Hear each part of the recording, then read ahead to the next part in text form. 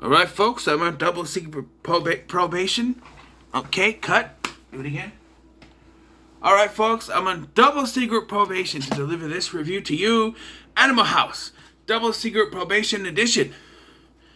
On DVD for the Cinematic Journeys series. So here we are, 1978, Animal House. Starring John Belushi, Tim Matheson, John Vernon, Verna Bloom, Tom Hulse, Cesare Danova, Donald Sutherland, Karen Allen, Peter Reichert, Kevin Bacon,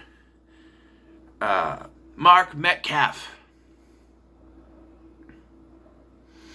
Bruce McGill, and is directed by the great John Landis.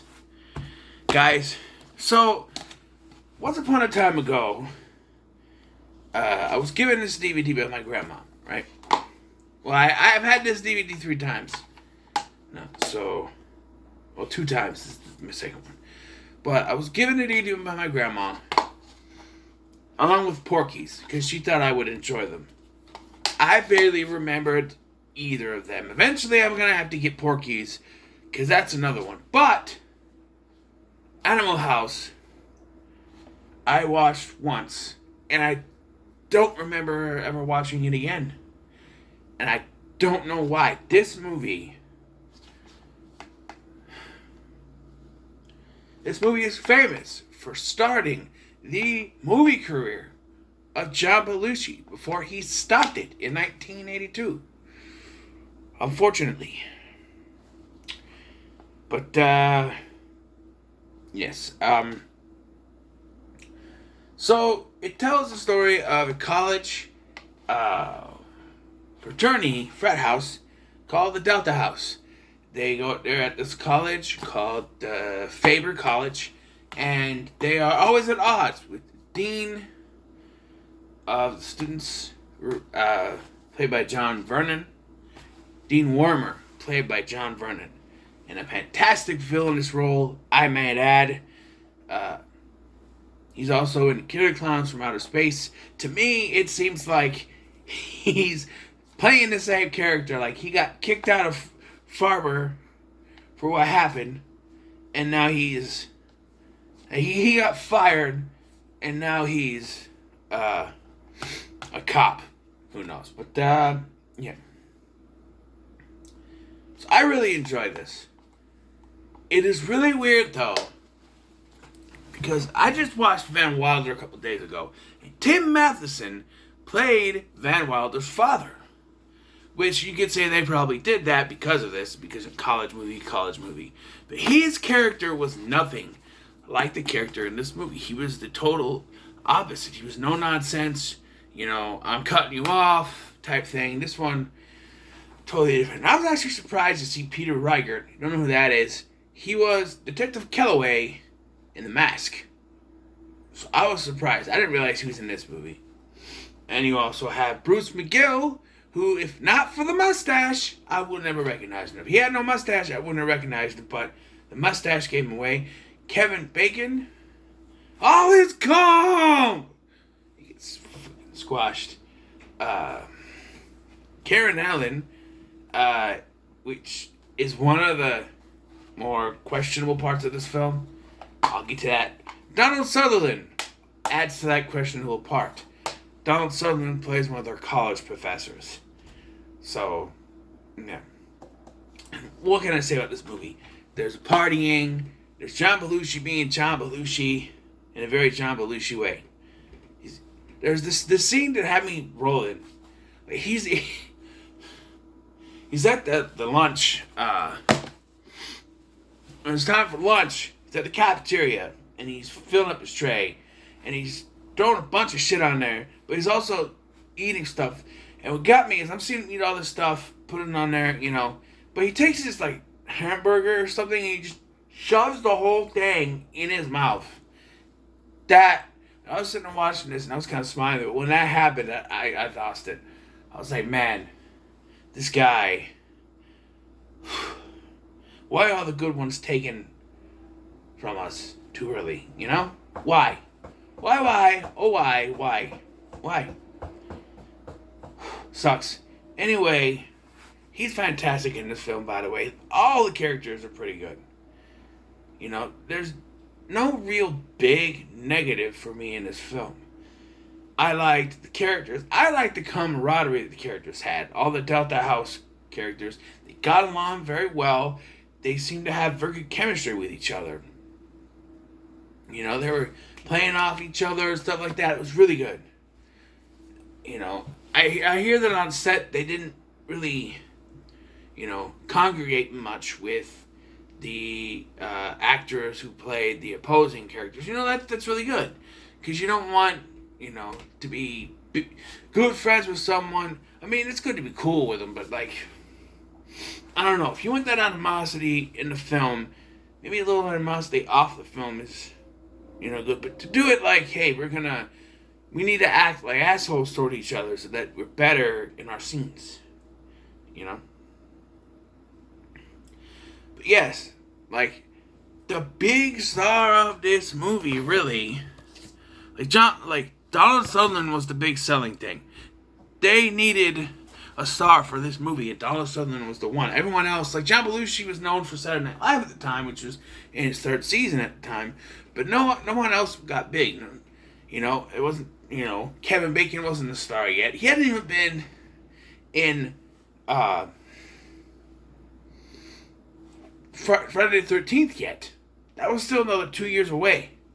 Peter Riegert, you know, Bruce McGill, Tim Matheson, you know, it started their careers. They have this to thank. And this is the first film under the National Lampoon's moniker, by the way.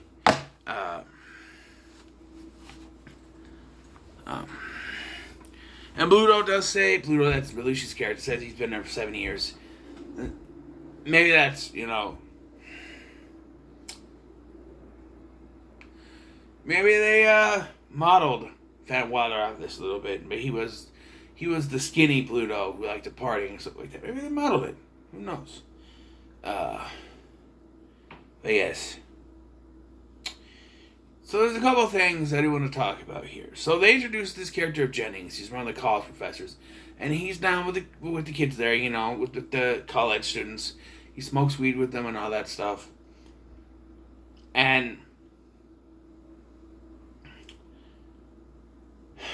I guess I don't like where they go with his character. Yes, they show him flirting with Karen Allen's character, who's supposed to be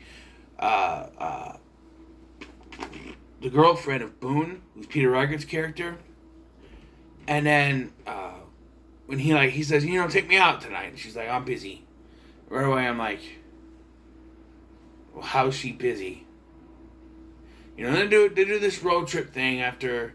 So what happens is they get in trouble because they are tricked. They steal the answers to a test, but the answers have been switched out by the other fraternity. So they get in trouble for that, and then they decide, hey, you know, they're told, hey, one more thing and you're out. The other house is going to lose their charter or whatever. And so they throw a toga party in response to that. They get in trouble, and they get screwed. They get screwed. So here's the thing. So they get to this trial for the charter, and Vernon's in charge or whatever, and this you know, the opposing guy starts naming up stuff, and the head leader, I don't know the guy's name, him. He's like, I like to respond to these one after one, and Fernand's like, shut up! You can talk when he's done. So he ends up naming up all the stuff. He tries to defend it. He's like, wait. So then once it's done, he gets time to respond, and as he's talking, he's in the middle of speaking, and Fernand's like, okay, that's enough. I've heard enough. Basically, it doesn't matter what they said because he's going to cancel their charter no matter what, so they're screwed. And that's bullshit. That's bullshit. So they lose that, and then they fail. They lose their charter, and then they fail their midterms or finals, whatever. And they get expelled. And the last straw is that Tim Matheson's character, Otter, he gets set up because Babs, who's the roommate of the girl that he had a one night stand with says that they've been having an affair on together behind the back of the girl's actual boyfriend, which is not true. It's a one night stand, but she said it wrong. So they ambush him at a hotel. And that's the last straw. The straw broke the camel back, and they decided to get revenge. There's another subplot for this toga party where they're at the supermarket. Remember this. He meets this girl working behind the counter at the supermarket. She's working behind the counter at the supermarket. He meets her. He asks her to go to this party. They get down. She's drunk. And, he gets as far as taking her top off, and she passes out. And so they come back to this later, where he finds out she's the mayor's daughter. And then he shows up later, and they sneak off to the football field. And this is where they reveal secrets. He reveals that he has never had sex before. She reveals that she's 13. I call bullshit. You cannot get a job legally until you're 14. And even then, you have limited hours. You cannot be a full-time job until you're 16. And, I'm no expert in female development. But I don't think, the actress was 18. So, to take an 18-year-old actress and say she's 13 makes no fucking sense. You know what would have made sense? If she was 16. 16 would have been a little more appropriate than 13. 2, a little more logical, because she doesn't look anything like 13. She looks way older than 13. She could pull off 16. Even 17. But 13, nah. I called, as soon as she says that, she's like, I'm only 13. I'm like, bullshit, you're 13. There's no way. And I looked it up. It's on her Wikipedia page. She's known for playing that character who was only 13 years old, but she was 18. Hence why we see her titties. And then again, maybe that's just to make you uncomfortable. Because, wait a minute, we saw her topless, and she's supposed to be 13. That's a little awkward.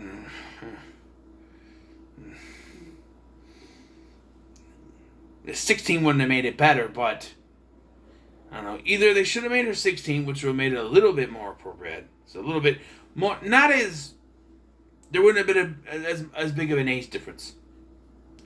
Or they should have just not done the joke, because that really just, they could have cut that scene out and just never come back to it, and that would have been fine. There's also a little gag where Otter sleeps with the Dean Warmer's wife, and then he winks at him later or something. It's pretty cool, pretty funny.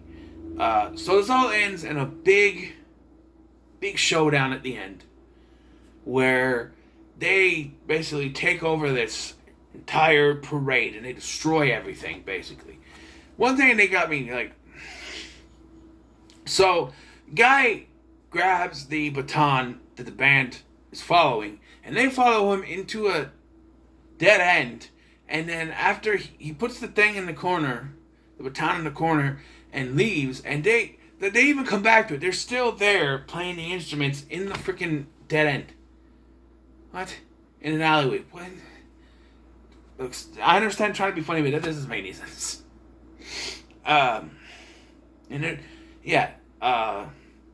So, like I said, so after what happens, Boone tries to call his girlfriend. She doesn't answer, so he goes to her house. And there, we get to see Karen Allen's ass. I think it's her ass. It could be a body double. Most likely was. We get to see an ass. 2 asses. A nice female ass and then Donald Sutherland's bare ass. Yeah. Anyway, because he finds out that, she's been cheating. Although all he does is hear someone else.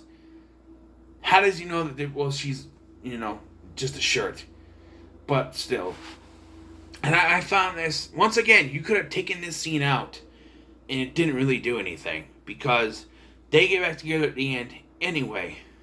So you could have taken this scene out and there really wouldn't have been a big, problem with it. Wouldn't have affected anything. 2 scenes that you could have taken out, and that's just it.